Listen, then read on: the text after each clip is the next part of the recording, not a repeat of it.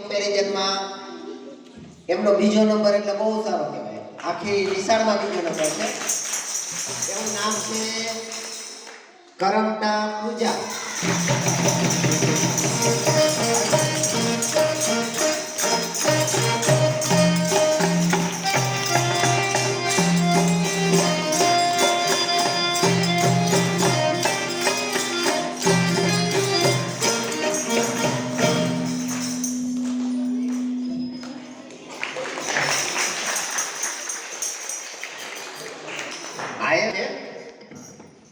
અને આને 23 માર્ક ચોથા ધોરણની વિદ્યાર્થીનીને 23 માર્ક એટલે બહુ સારા કહેવાય.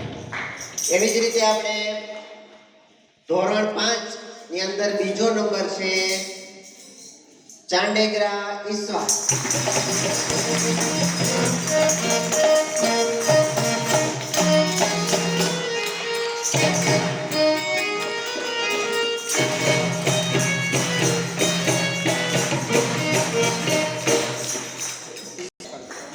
ખૂબ સરસ.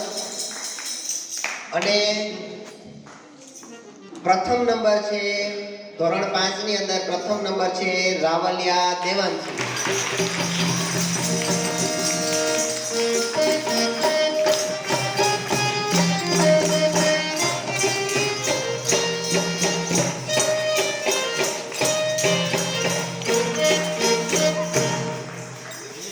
સરસ.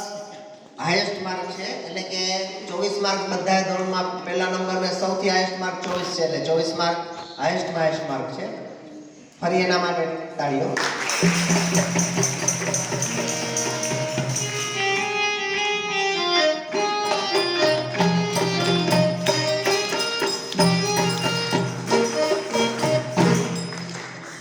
ધોરણ 6 ની અંદર બીજો નંબર છે હીરવા ધોકિયા.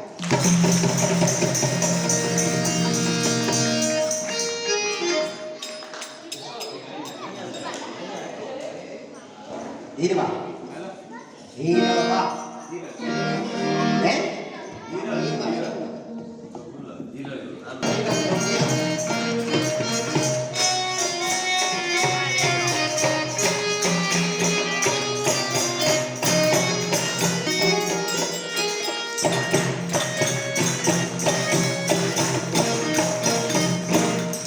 હિરણબેનને 23 માર્ક છે. ખૂબ સરસ.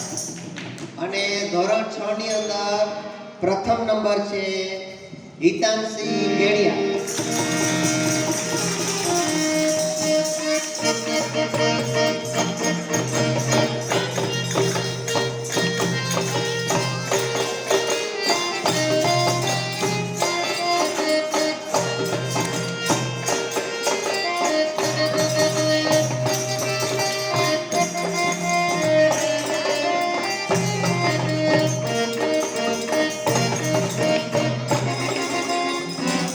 આજે લગ્નમાં છે ને આવી નથી એટલે એમનું ઇનામ આપણે આવતીકાલે આપી દેશું. હવે ધોરણ 7 ની અંદર બીજો નંબર છે જડિયા નંદની.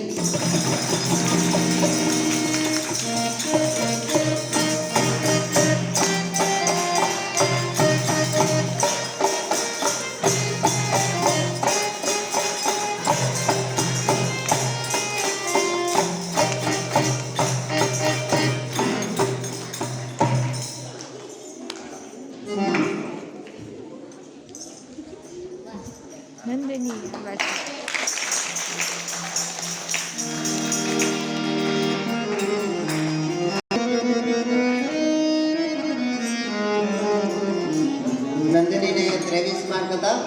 અને ધોરણ 7 ની અંદર પ્રથમ નંબર છે કૌશર ભીખલાણી.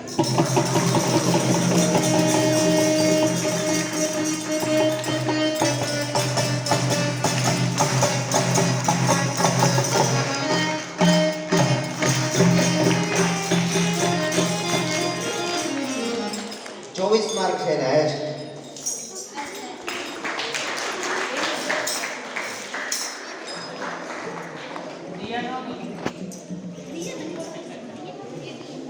ધોરણ 8 ની અંદર 4 છોકરીઓને સરખા માર્ક હતા 24 માર્ક. ગોરિયા ખુશી, કંડોરિયા જીનલ અને કંડોરિયા જીન અને ચેતરિયા સિદ્ધિ. આ 4 છોકરીઓને સૌથી હાઈએસ્ટ માર્ક હતા, એટલે કે 24 માર્ક હતા.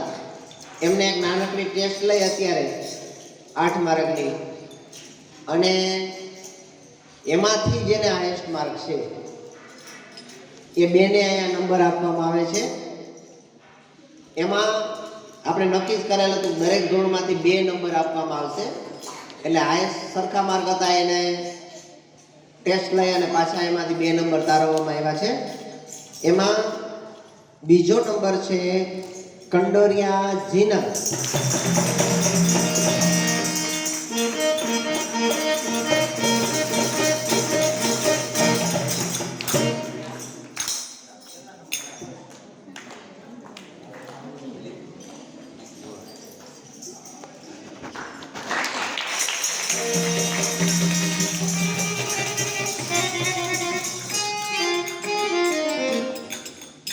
હવે છેલ્લું ઇનામ ધોરણ 8 ની અંદર પ્રથમ નંબર છે ગોરિયા ખુશી.